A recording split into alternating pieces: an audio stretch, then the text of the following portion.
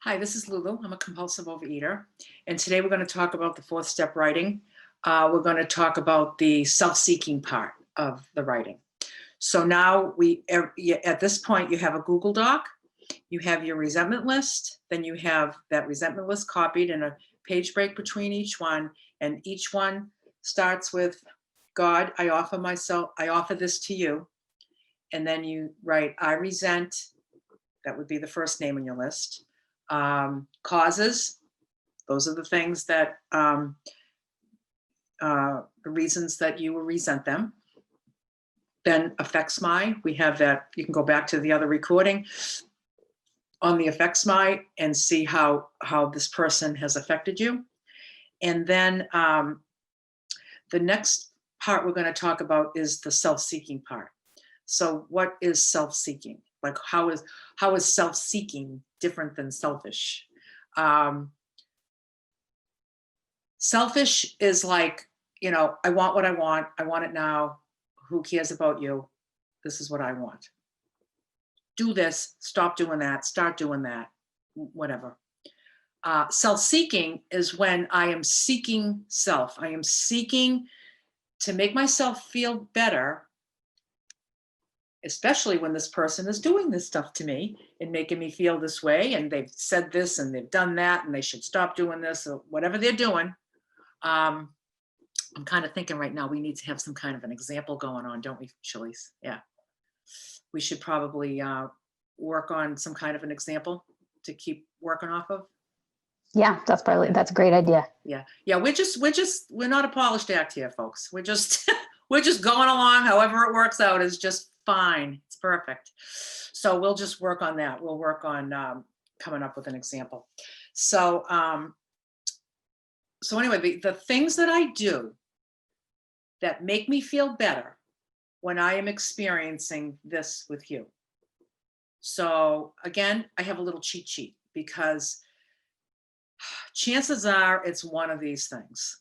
And over the years that I've been working with people, if anybody ever comes up with something new and I'm like, oh, that one might belong on the list. So I kind of have this little list with like maybe a dozen things on it that are very typical things that people do, and even mostly addicts do, to it just goes with our nature, the things we need to do to make ourselves feel better when this person is doing or not doing these things. So I'm going to share my screen and we'll get a copy of this up on what do you call it? On a PDF. So these are like pretty much covers it all. So I'm experiencing this with you. You just like, you don't clean up after yourself. You're not nice to me. You lie, you whatever you're doing to me. And I got a whole list of all this stuff that you've done, and it affects my self-esteem. It affects my pride and whatever I have on my list for that particular thing. So what am I going to do to make myself feel better? First of all, I'm probably going to judge you. I'm going to judge you like big time judgy, okay? I'm going to judge myself because that person might be making me feel less than, and I'm going to start judging myself to make them right so that I'll feel better, just because I just need some kind of resolution of some sort, right? Label, you're a jerk, you're no good, you're a liar, you just think of any name, you just got a label for someone. Doesn't that feel good? It almost feels like you've just surmised this whole problem into this little tidy package. Yep, you're a friggin' liar. You're a drunk. You're a whatever you are. I'm going to start labeling people. That feels good. And then, but nothing feels better than blaming, because when you're going through something with your experience with somebody, and you can find somebody else to blame, especially other than yourself, that's a good one too. Blame, okay? Gossip, that's a good one. That's a big one. The minute that I'm on the phone with my sister, I don't have any sisters, but if I'm on the phone with my sister and she's yakking about this sister or about anybody, and I'm calling this sister to, and then you're talking about that other one, and then you just kind of get wrapped in this thing. I heard the best description of gossip. It was, I can't find it where I wrote it, but let me see if I don't mangle it. It's when I use somebody else's story as currency to make me look good. Is that what it is, Shalise? I remember you had that quote, something like that. I use your story as currency. If I've got a nice piece of juicy gossip from work and I get to tell this one and this one, it's like, did you hear? Did you hear? It's kind of like, oh, I have the scoop. I got people that talk to me. It's like a whole ego thing, really. And basically, I'm telling you so that you will like me, you will be my friend, whatever I'm using. But basically, if you're gossiping about people, if you're talking to anybody about anybody that has no valid reason that's of helpfulness, it's gossip. And people pleasing, just running around in circles trying to please people.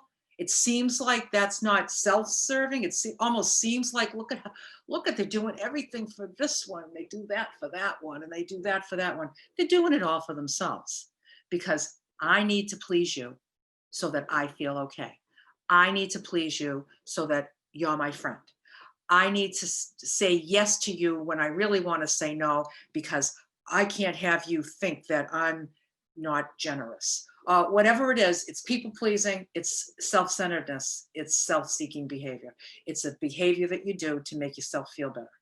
Sometimes, like it says in the big book, where it says, sometimes we appear quite virtuous, and over in step 3, where it says, sometimes we,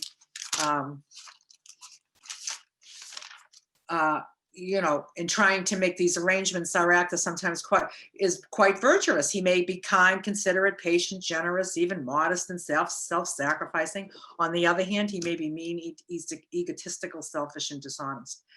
But anyway, so those are just different ways that we manage our that's how, with our self-seeking behavior. So sometimes, if you always look at the motive behind your kindness and your consideration and your patience and your generosity, you look behind that, and then you decide if it's a self-seeking behavior. Overdo, it's kind of similar to people please, but I remember I had a sponsee once and it seemed very different at the time. I don't know that if I can put my finger on it, but it was like just overdoing, like maybe the step above, a step deeper than people pleasing is when you just kind of, now you're giving people like more than they want and need, just because I don't know if you're ever with somebody like that, that's just kind of like, all right, enough, they're not serving me, they're serving themselves. If I'm trying to impress you, I'm just trying to feel better about myself. I'm just trying to feel better about myself. I am self-seeking. I'm seeking myself to feel better. Rescue, pat myself on the back. I rescued you. I saved you. You were going to be homeless. I took you in.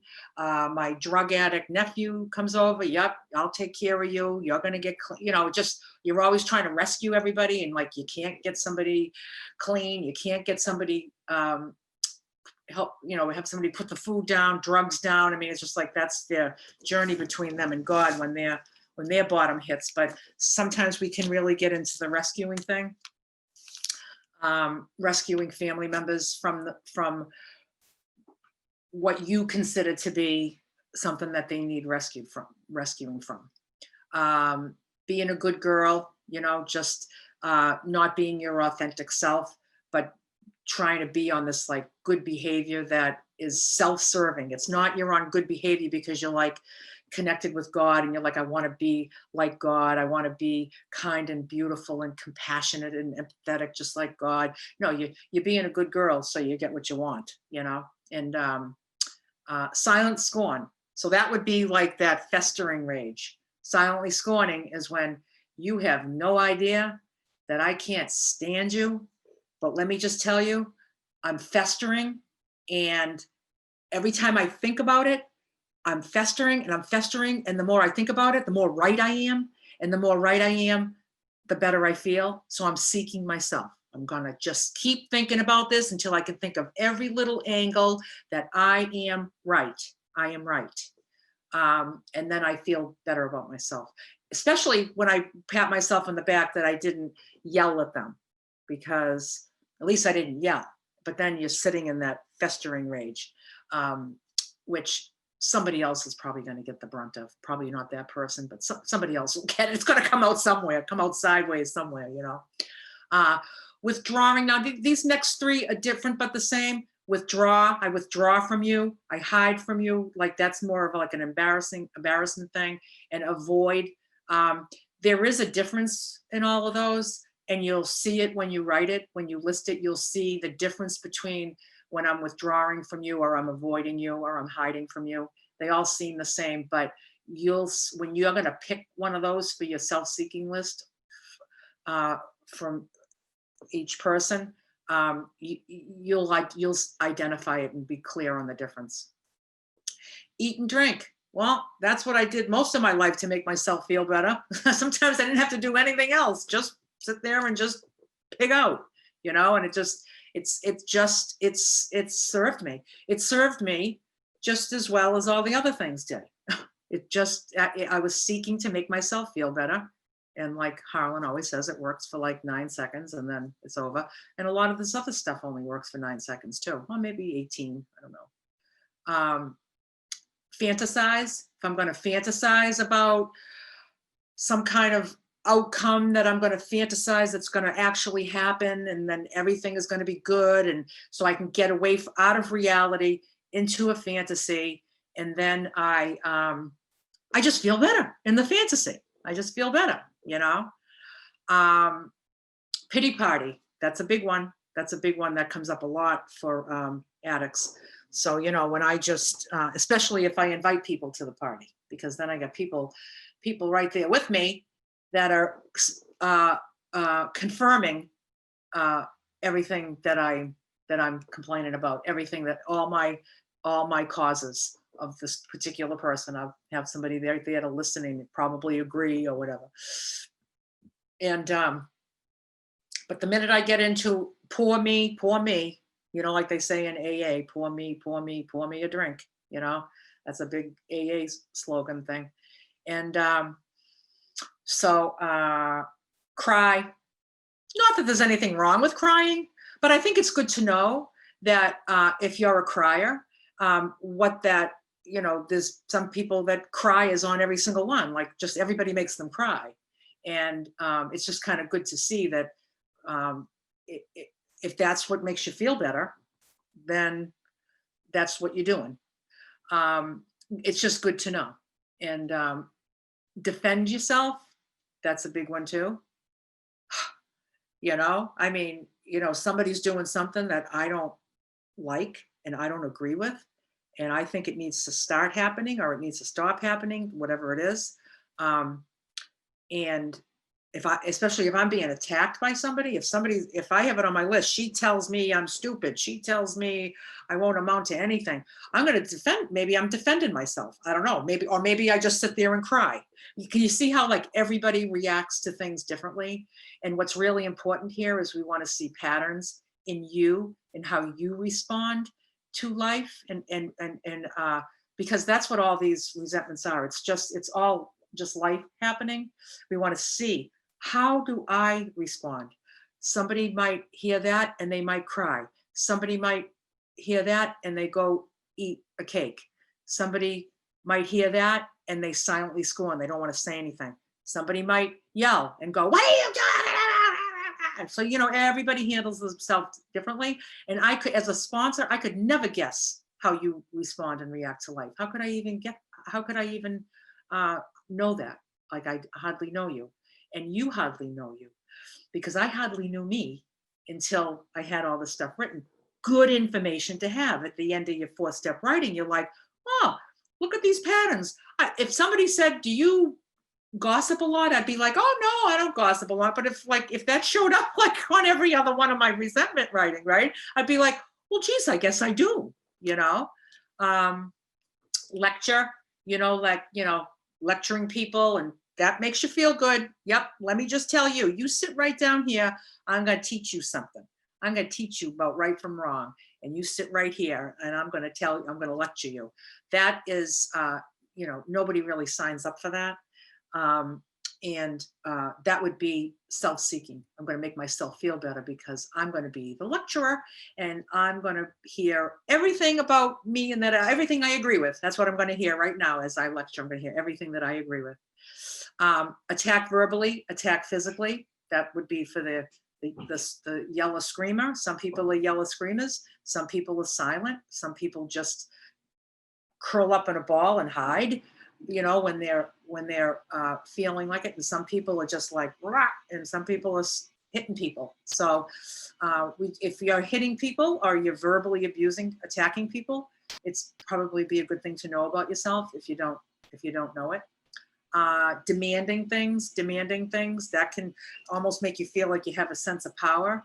And as you're making those demands, you're going to pick up your socks every day. It's the least you can do, and then blah, blah, blah. It's just like, it just feels like, you got this, this gavel that like you're going to make the rules and somebody's actually listening, especially somebody that never listens to you anyway, but you keep saying it. We've all been there.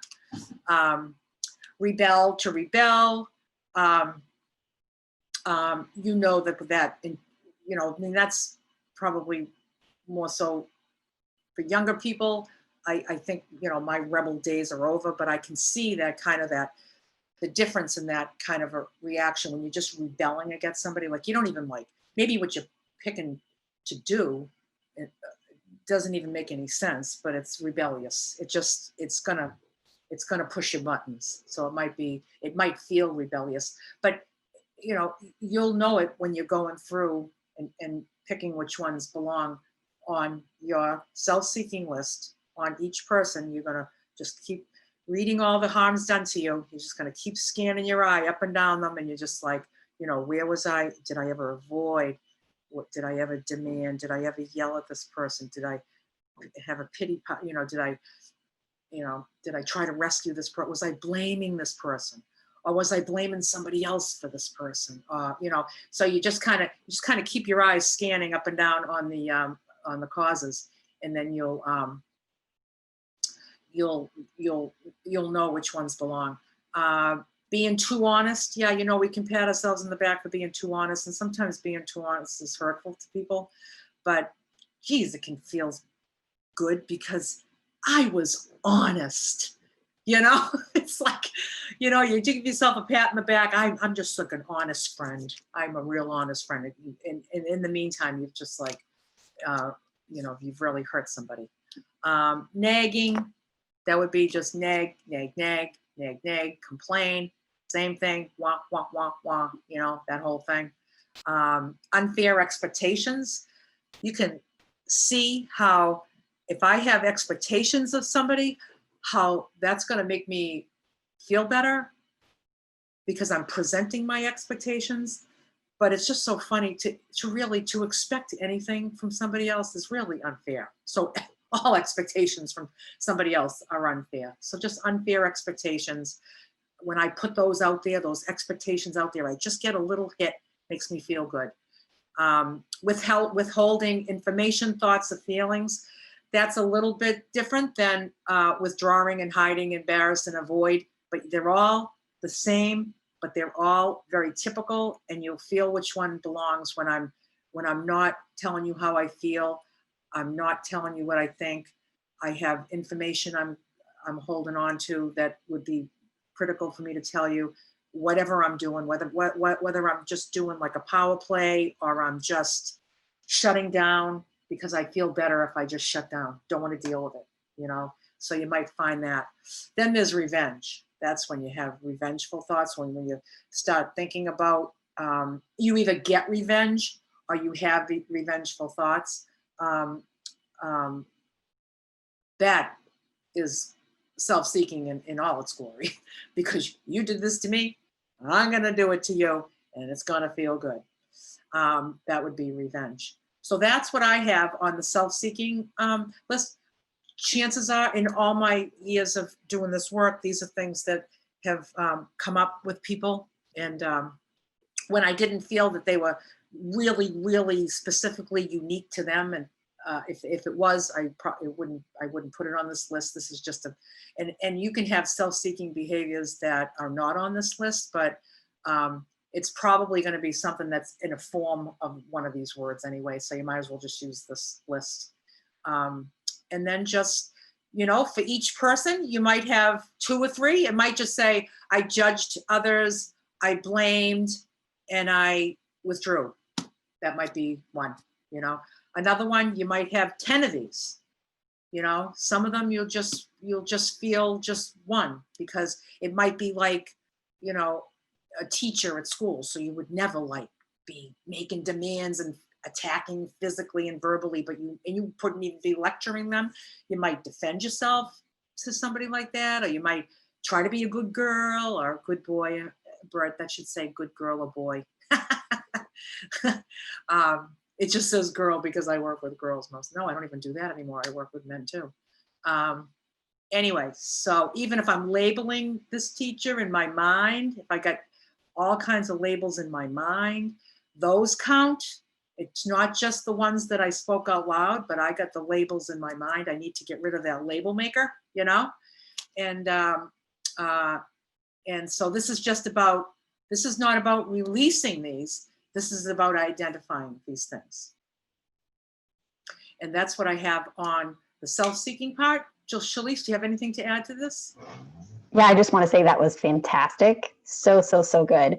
And just to add to my thoughts about my experience with this part of the writing was so interesting, because again, the resentment was as far as I got before I came into the program. Like, I knew I was upset and angry with people, and they had done all of these things to me. And this part of the writing started to show me something different, show me my reaction to people. And I'll give you an example. Like, it's kind of like I've been driving my car for the last 4 weeks, and the steering wheel's been wobbling like this.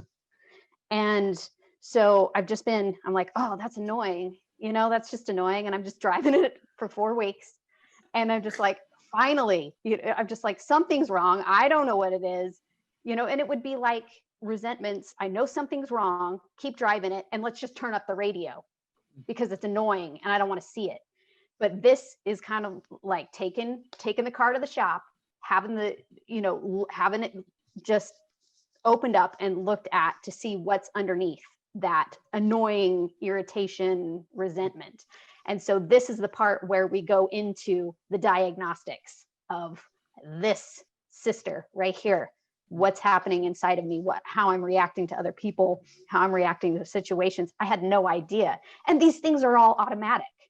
They're automatic. The situation happens and I do this.